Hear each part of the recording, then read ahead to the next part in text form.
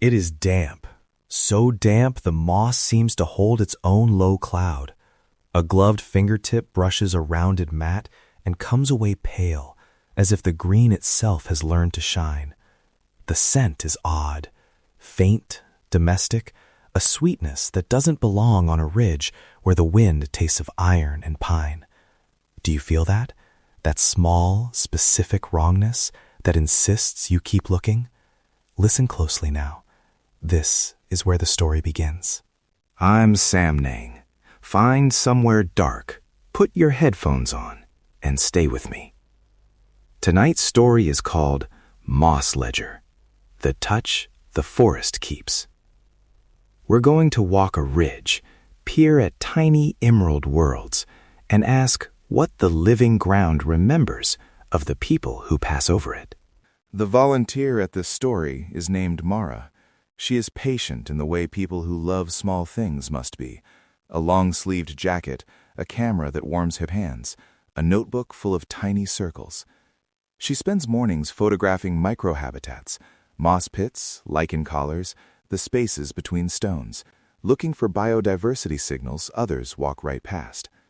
The ridge itself is ordinary in the way dangerous places often are. A little used spur above a river, trees spaced like quiet observers, sunlight that falls in pale pipes through the canopy. By the end of the first week, Mara's habit of close, repeated attention does the work that luck sometimes does. It reveals pattern. On the third walk, she notices it, a pale sheen on a moss mat. Not wet in the usual reflective way, but like an oil smoothed thin over green. When she leans in, a tiny trace of scent comes up, sweet, almost domestic, like soap or a detergent fainted in the leaves. She tells herself the ordinary explanations. It could be runoff from a campsite higher up. Animals roll and leave odd things. A lost snack, a spill. The first reaction is always rationalization. We clean the extraordinary with small, common things because it's kinder to our nerves. But the sheen appears again and again across mats that are separated by meters of old growth. The location pattern is subtle. It isn't a cluster, but a line. Little green beads threaded along a seam of trail that most hikers avoid. Mara starts photographing with care. Distant shots, overviews, nothing that disturbs the moss. She overlays the GPS points back at home and realizes the beads sketch a line that echoes an old park perimeter, a boundary that hasn't been walked in living memory. Pattern begins to suggest someone else's passage, but pattern can be treacherous. It leads you toward questions you have to answer carefully. Mara takes sterile swabs to a conservation lab. That sentence alone makes some listeners stiffen. Swabs, labs, evidence. I will be clear. Most of what follows is about interpretation, not step-by-step procedure. The lab reports back persistent lipid residues, oils that hold like memory in bryophyte tissues, and microfibers, tiny synthetic threads that map like punctuation along the same sequence. The chemist's note says these traces could be years old or months. Degradation timelines in a living moss are messy. We are not looking at a smoking gun. We are looking at a whisper that smells faintly of a human world.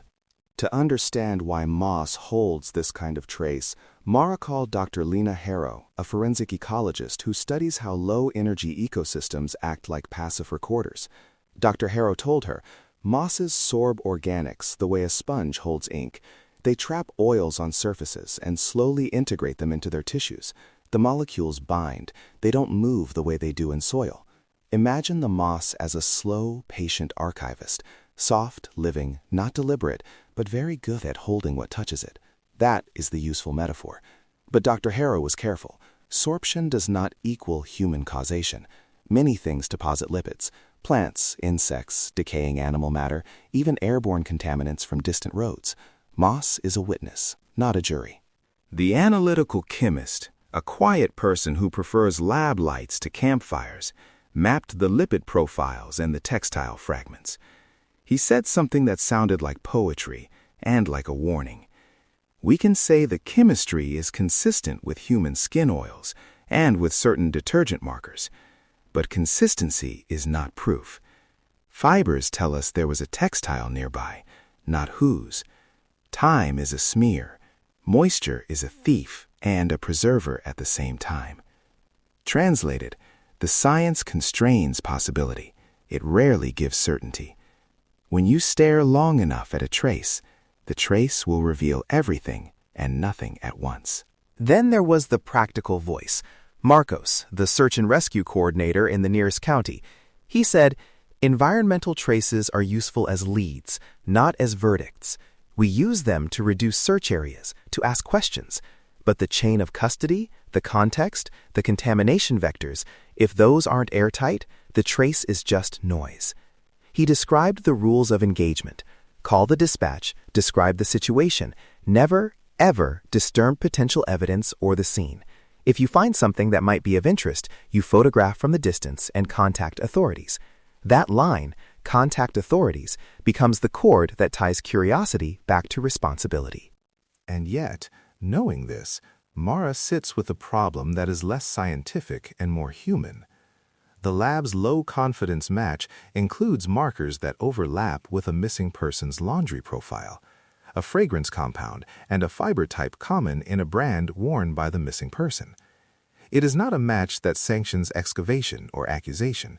It is the kind of finding that brings families to a volunteer store.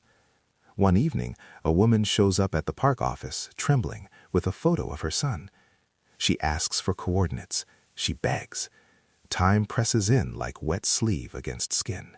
Mara faces a choice.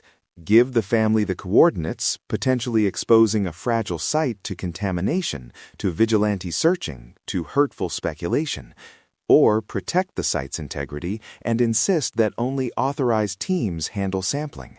The volunteer chooses preservation. She photographs from distance, gives investigators the metadata she collected, and refuses to hand over more. She keeps a notebook sealed. She calls Marcos and Dr. Harrow and lets them advise. In that refusal, there is a kind of moral courage, the decision to slow hope, because hurried hope can ruin truth.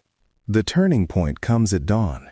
Authorized teams come with proper permits, sterile gear, and a mood like a threshold being crossed. I will not walk you through their method. What I can describe is the scene. Headlamps cutting the mist into silver ribbons, breath that hangs and vanishes, careful hands that do not touch but guide, voices low enough to keep the wildlife from joining. The tension is a taut wire, hope on one side, protocol on the other.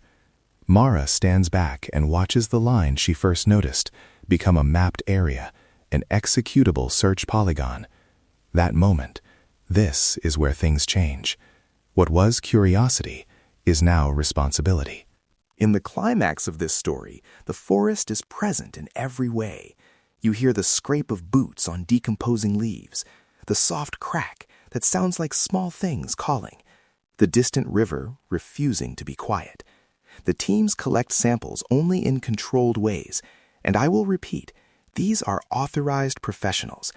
They take nothing from living moss that might irreparably harm the microhabitat. The analysis that follows is slow and conservative. The lab returns nuanced findings. The lipid signals persist. Textile fibers recur. Trace detergent markers appear in patterns that suggest multiple visits rather than a single event. The probability shifts, but rarely does it ever settle into certainty. The official response is cautious. The county releases a statement. We are investigating environmental traces as part of a broader inquiry. There is no conclusive evidence at this time. Experts remind the public that environmental traces can be contaminated by hikers, animals, runoff, or even research activities. Dr. Harrow publishes a caveated note on moss sorption and urges restraint in public interpretation. Marcos reiterates the chain of custody rules and asks for privacy for the family. The volunteer returns to the ridge, the way you return to a place where something important happened. You go slowly, and you look without touching. Mara thinks about noticing. She thinks about the odd way small things can feel like beacons, about how attention can both save and complicate.